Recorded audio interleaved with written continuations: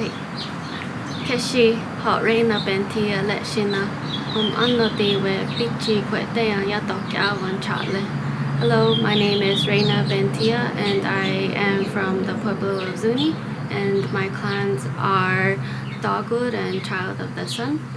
And currently I am living and farming here in Albuquerque, and this is my 4th season as a farmer, seed saver, land steward, and I will be on my 3rd season farming as a entrepreneur, farming being my main business. Well, it's kind of been a slow progression of how I started farming. I was interested in farming when I was a senior in high school. I took an agroecology class at the Santa Fe Indian School, and I think that kind of sparked my interest of being a farmer, because initially I had attended a farmer's market in Santa Fe, so that's kind of where I really grasped like that feeling of like community in terms of like agriculture, and I really wanted to see that someday in Zuni, so that was like one of the main interests that kind of was guiding me toward agriculture. And taking a little summer internship at the Zuni Sustainability program, I was part of their sustainable ag department, and so we did just like community gardening stuff, and a lot of it was about like cataloging seeds, heirloom seeds. So that was kind of where I got the idea of why aren't we farming more in my community. So like fast forward, I don't know how many years, 20 years maybe later, and yeah, I saw opportunity to start a farming program, business acceleration program for farming, so I kind of just jumped into that. Wow, that's incredible. So can you share a little bit more how you're seed saving or exploring that? Yeah, so seed saving was like the main guide of like traditional agriculture. So like making sure that seeds were passed down from generation to generation, and I was seeing that since a lot of people weren't farming in my community, that those same seeds weren't being passed down and planted year after year. So that was like the main reason why like I felt like seed saving was so important, because you know, once you don't plant certain seeds, like they're either just stored somewhere, or you know, like people save seeds and kind of forget about them. So like I wanted to make sure that heirloom crops like the ones we have in the Southwest were being planted and kept safe, and like make sure that it's not lost. So that's a big part of my farming, is making sure that I plant a lot of those heirloom seeds, and you know, kind of make sure there is a supply, and so that if in the future there are people that need seeds like those, that they have them available. So just building up a seed stock so that those seeds are planted for future.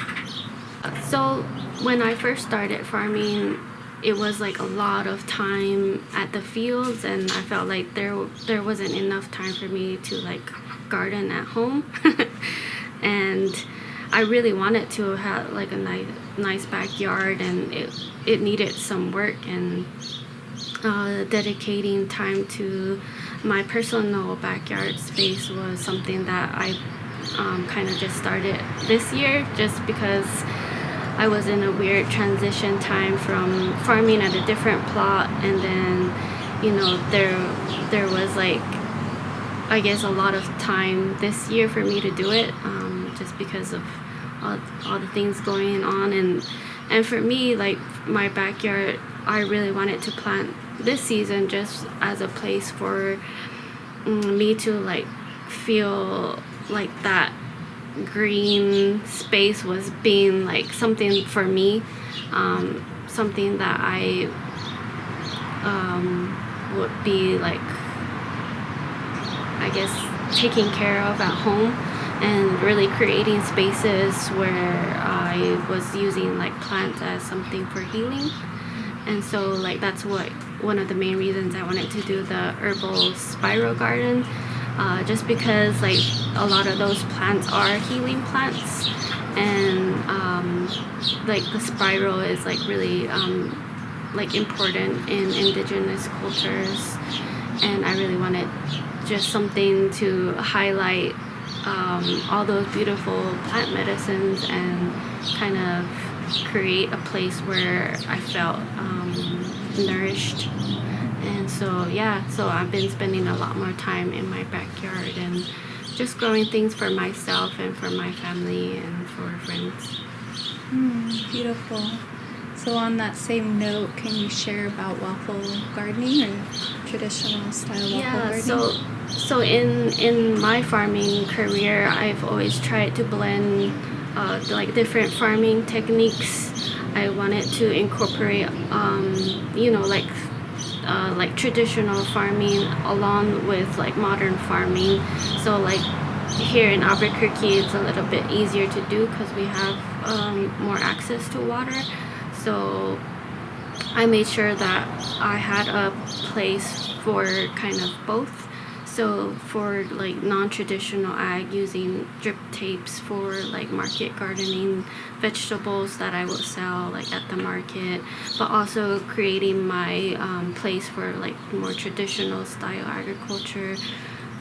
This past year I wasn't able to do my waffle garden workshop, which I normally do like in the early spring before it gets pretty warm. We build waffle gardens at the farm and kind of show people how to build it for their own home gardens, and just a way to keep Zuni traditional agriculture going. And it's a like really sustainable type of agriculture because it uses just like the earth and like building like the clay into walls so that the water in those depressions are kept there for longer periods of time, because we didn't have irrigation. We just had like the river to like water those crops.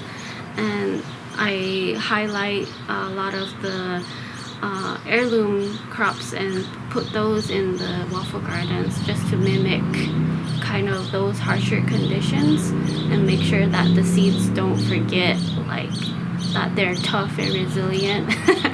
And yeah, so waffle gardening, I kind of do workshops every springtime, so hopefully next spring that I'll be able to do that this coming season.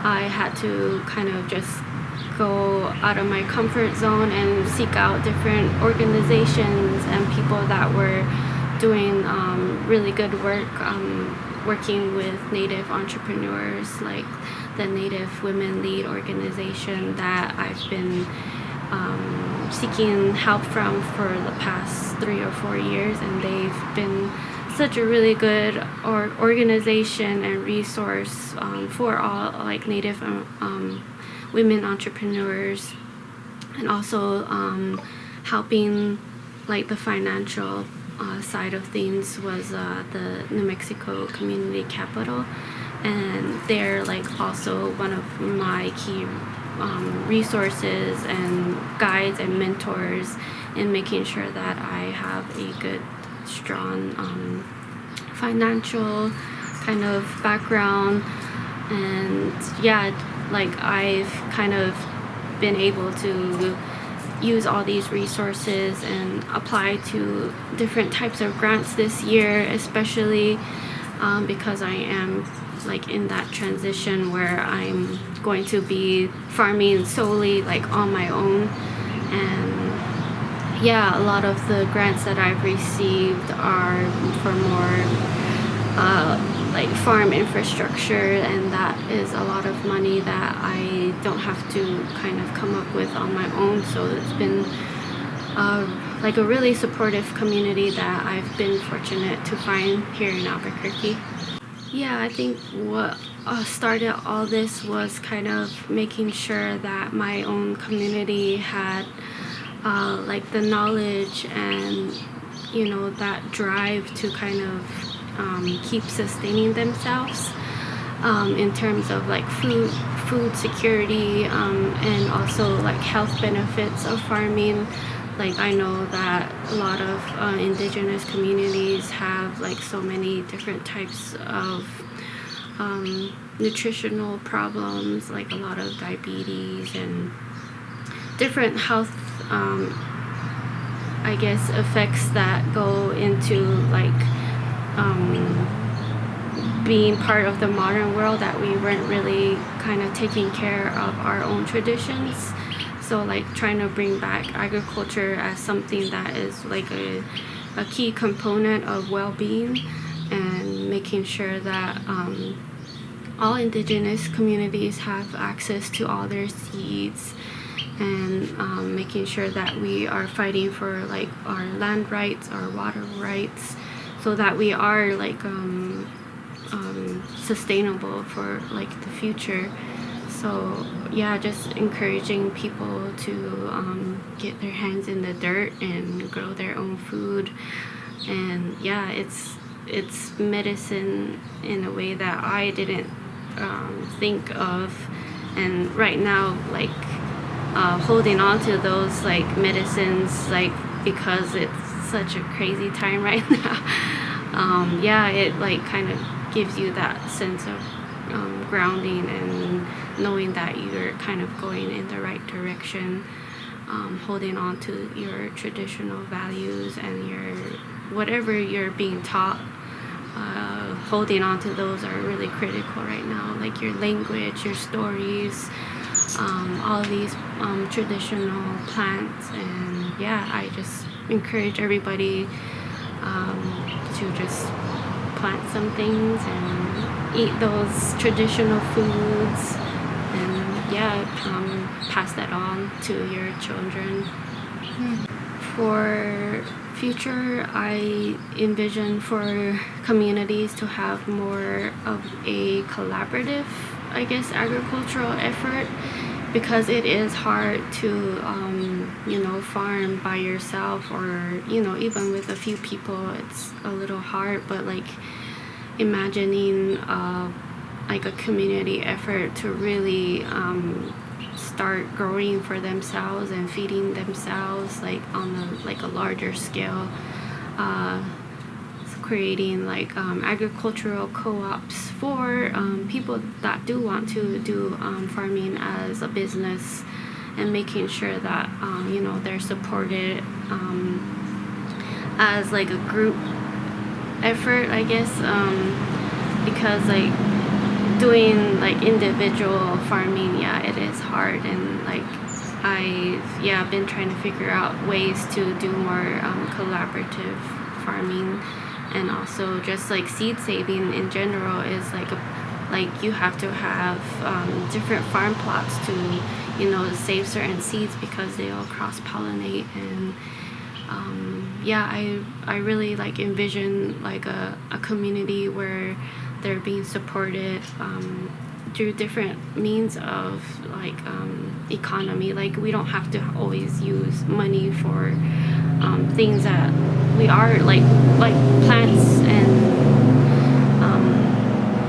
produce are like things that we shouldn't be selling anyways. But like it's like a weird like line of like we have to like make money to kind of pay our bills. But like I don't know, just envisioning different ways of like different economies where it's not based on monetary things. Like that would be my vision. We used to do a lot of trading, and we used to do, I don't know, like going to your neighbors to help, and they will give you produce. Like that's like the kind of things that I envision as us kind of taking like step back of things that we used to do, but also making sure that we're like, you know, being supported in ways that we have access to housing and access to